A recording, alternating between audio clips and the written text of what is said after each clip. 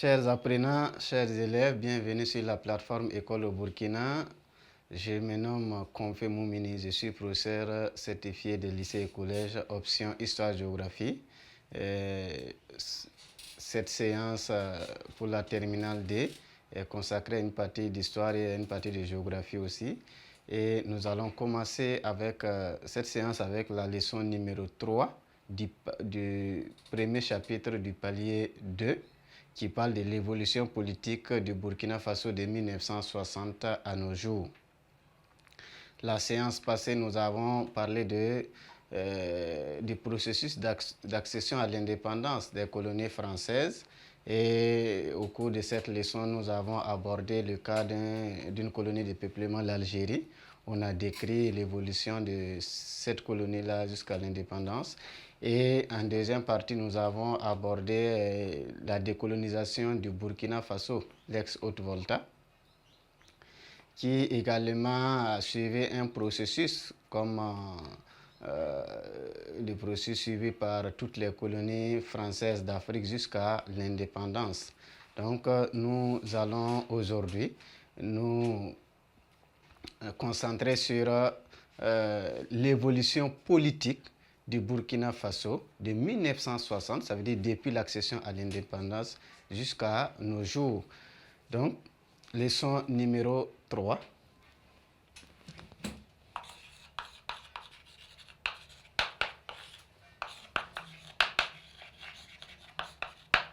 L'évolution politique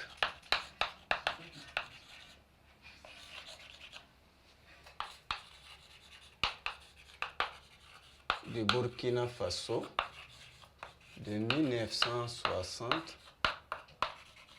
à nos jours.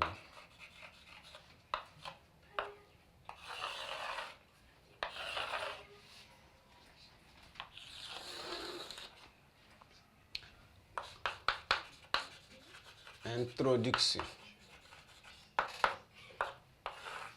L'évolution politique du Burkina Faso de 1960 à nos jours. Ici, en guise d'introduction, nous allons dire que le Burkina Faso est un pays qui a connu une évolution très mouvementée, surtout sur le plan politique, depuis son accession à l'indépendance jusqu'à nos jours. Et cette vie politique est rythmée par des régimes qu'on peut qualifier de régimes normaux, mais également des régimes d'exception. Ça veut dire des régimes issus de coups de force, de coups d'État. Et souvent, il a fallu, après des tractations, revenir à une vie constitutionnelle normale.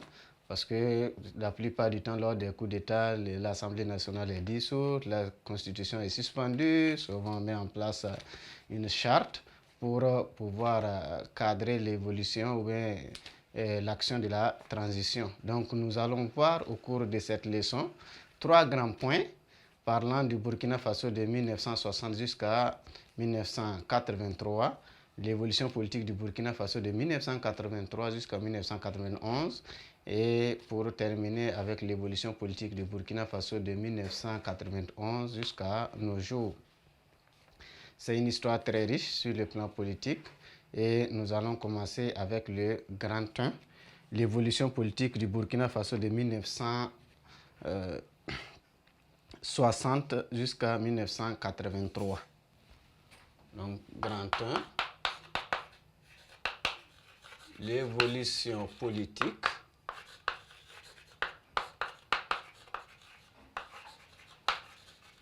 du Burkina Faso de 1960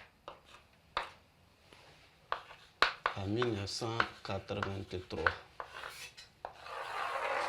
Et le premier point de ce grand point, c'est la mise en place de la Première République.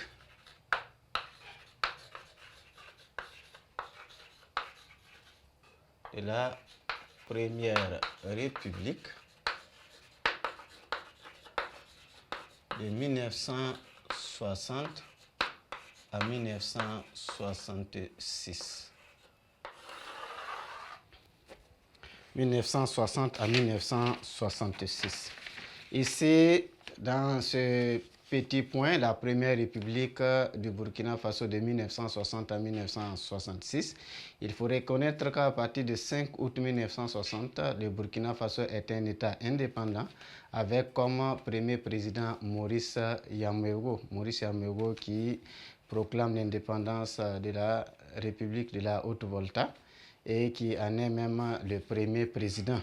Et d'office, le pays va évoluer jusqu'à une certaine période. Maurice Yamewo comme président qui va gérer le Burkina Faso de 1960 jusqu'à 1966. C'est la première république. Maurice Yamewo qui règne sans partage avec son parti unique, l'UDV RDA, Union démocratique voltaïque, section du RDA. C'est le parti unique avec un règne sans partage du pouvoir. Et c'est un régime également qui est marqué par la gabégie, ça veut dire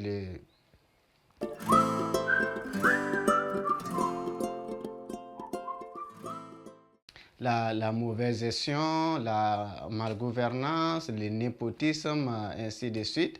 Et tous ces désordres-là a entraîné des crises financières et également des déficits budgétaires. Ça veut dire à un moment donné, le Burkina Faso était confronté à des difficultés sur le plan économique. Et maintenant, face à cette situation qui est encore plus compliquée et où tout le monde réclame des mesures fortes pour pouvoir redonner une certaine vie à l'État, pour redonner une certaine vie à la population, le président Maurice Yamewo va prendre des mesures. Ça veut dire, parmi ces mesures, on peut voir entre autres la réduction des salaires des fonctionnaires, et la réduction des allocations familiales et aussi la baisse des salaires des fonctionnaires d'environ 20%. Et toutes ces mesures vont entraîner des révoltes, des mécontentements, surtout au niveau syndical. Le syndicat qui était dirigé par un certain Joseph Ouedraogo, qui va déclencher une grève le 3 janvier 1966. Et c'est à l'issue de cette grève-là que Maurice Yamewo est contraint à la démission et le lieutenant-colonel Sangoulé Lamizana comme chef de l'armée, c'est lui qui va prendre le relais pour pouvoir continuer la gestion de l'État. Donc, 5 août 1960, il y a la proclamation de l'indépendance du Burkina Faso. Maurice Yamewo est président. Il règne sans partage, ça veut dire Première République. Les problèmes, règne sans partage de Maurice Yamewo. Règne sans partage de Maurice Yamewo.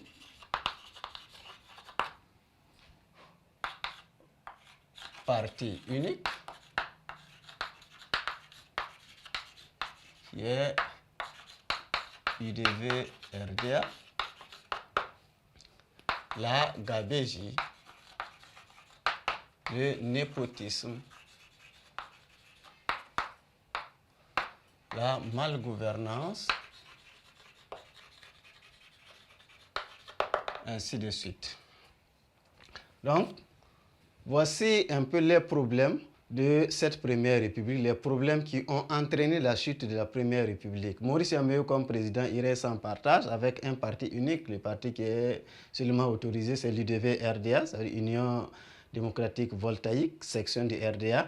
Et ce régime-là est caractérisé par la gabégie, par le népotisme, le favoritisme, la malgouvernance. Et tous ces désordres ont entraîné des crises financières. Des crises financières face auxquelles le président doit réagir. Et en termes de réaction, pour pouvoir faire face, pour pouvoir résoudre ces problèmes, ces difficultés économiques, le chef de l'État a pris des mesures. Parmi ces mesures prises, on a la réduction du salaire des fonctionnaires,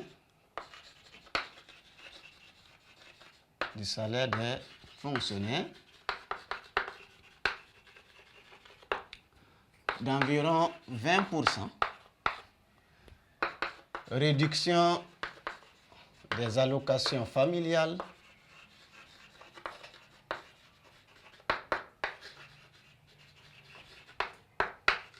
Réduction des allocations familiales, ainsi de suite. Voici les mesures prises par les autorités à l'époque pour pouvoir résoudre les problèmes, les difficultés économiques auxquelles le pays est confronté. Et avec ces prises de mesures, les syndicats vont réagir. Et les syndicats vont réagir en organisant une grève générale le 3 janvier 1966, une grève qui a été coordonnée par Joseph Ouédraogo. Et cette grève va entraîner la chute du régime du 3 janvier 1966. Maurice Yamego démissionne et le lieutenant-colonel Sangoulé Lamizana va assurer la gestion, la continuité de l'État, la gestion du pays dans un autre régime. Donc la chute de Maurice Yamego le 3 janvier 1966 met fin à la première république de la Haute-Volta, l'actuel Burkina Faso. Donc voici un peu ce que nous pouvons dire concernant la première république du Burkina Faso actuelle.